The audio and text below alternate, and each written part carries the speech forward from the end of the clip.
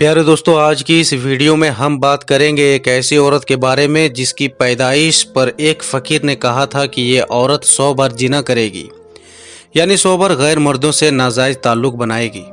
फिर जब वो लड़की बड़ी हुई तो उसके साथ क्या हुआ, उसने बड़े होकर क्या किया, आगे हम आपको वीडियो में बताएंगे। लेकिन उससे पहले अगर आपने इस वीडियो को लाइक नहीं किया है तो वीडियो को लाइक करें। अगर आपने अभी तक हमारे YouTube चैनल को सब्सक्राइब नहीं किया है तो चैनल को सब्सक्राइब करके बेल आइकन ज़रूर दबा दें। तो चलिए वीडियो को शुरू करते हैं।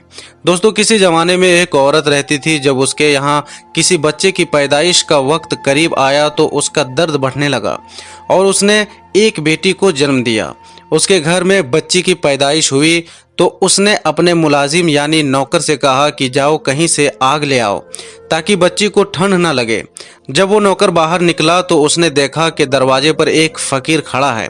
वो पूछता है कि क्या हुआ है, लड़की या लड़का? नौकर ने कहा लड़की हुई है।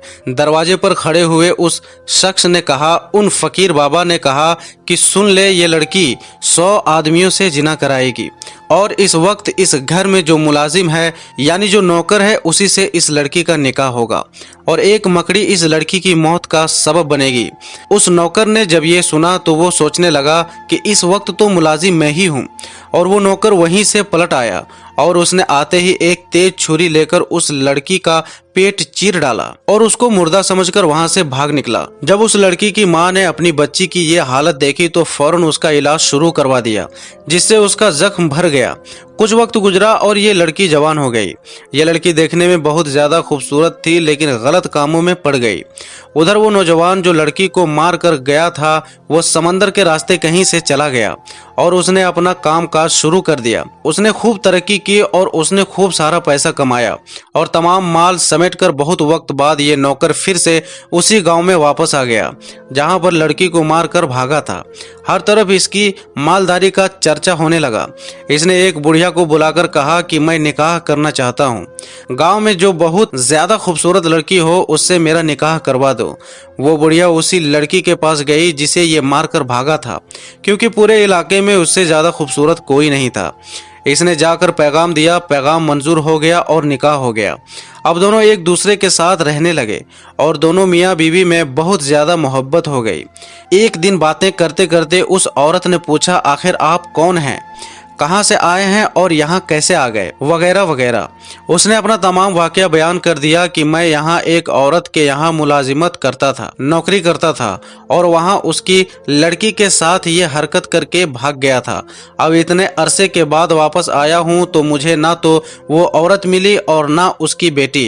तो उस लड़की ने कहा कि सुन लो, जिसका पेट चीर कर तुम भागे थे मैं वही लड़की हूँ। ये कहकर उस लड़की ने अपने जख्म का निशान भी उसे दिखा दिया। तब तो उसे यकीन हो गया और वो कहने लगा, जब तू वही लड़की है तो तेरे बारे में मुझे एक बात और मालूम है कि तू मुझसे पहले 100 आदमियों से मिल चुकी है, 100 बार जिना कर चुकी है।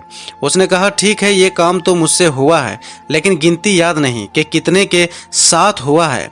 आदमी ने कहा तेरे बारे में मुझे एक बात और मालूम है, वो ये है कि तेरी मौत की वजह एक मकड़ी बनेगी। खैर, मुझे तुमसे बहुत ज्यादा मोहब्बत है तो मैं तेरे लिए एक बुलंद और पक्का महल तामीर करवा देता हूँ। उसी में तू रहना ताकि वहाँ तक एक भी कीड़े मकोड़े ना पहुँच सके। चुनांचे एक महल तैयार किया गया और दोनों वहाँ रहने लगे। एक दिन दोनों मियाँ बीवी बैठे हुए थे कि अचानक से छत पर एक मकड़ी दिखाई दी। उसे देखते ही वो आदमी कहने लगा, आज यहाँ मकड़ी दिखाई दी है। औरत बोली, अच्छा ये मेरी जान लेगी, इससे पहले ही मैं इसकी जान ले लूंगी। उसने गुलामों को हुक्म दे दिया कि उसको जिंदा पकड़कर मेरे सामने लाओ। नौकर पकड़कर उसके सामने लाए और उन्होंने उसे जमीन पर रख दिया और उस औरत ने उसे जमीन पर रखकर अपने पैर के अंगूठे से उस मकड़ी को मार डाला।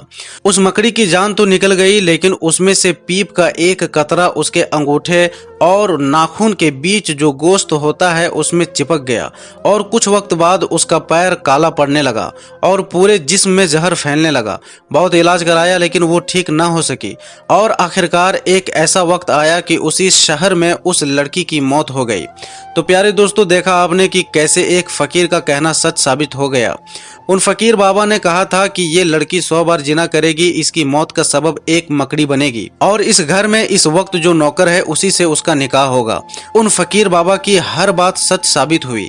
ऐसे ही होते हैं अल्लाह के नेक बंदे। प्यारे दोस्तों, फकीर उन्हें नहीं कहते हैं जो ये मांगने वाले होते हैं, बल्कि फकीर उन्हें कहते हैं कि उनकी नज़रों में सोना और मिट्टी एक बराबर होती है। उनकी नज़रों में दुनिया की कीमत की, दुनिया के माल की कोई अहमियत नहीं होती है। उन्हें फकीर कहते हैं। आज की ये वीडियो आपको कैसी लगी कमेंट बॉक्स में जरूर बताएं। फिर मिलेंगे एक नई वीडियो के साथ, तब तक के लिए अस्सलामु अलैकुम, अल्लाह हाफिज।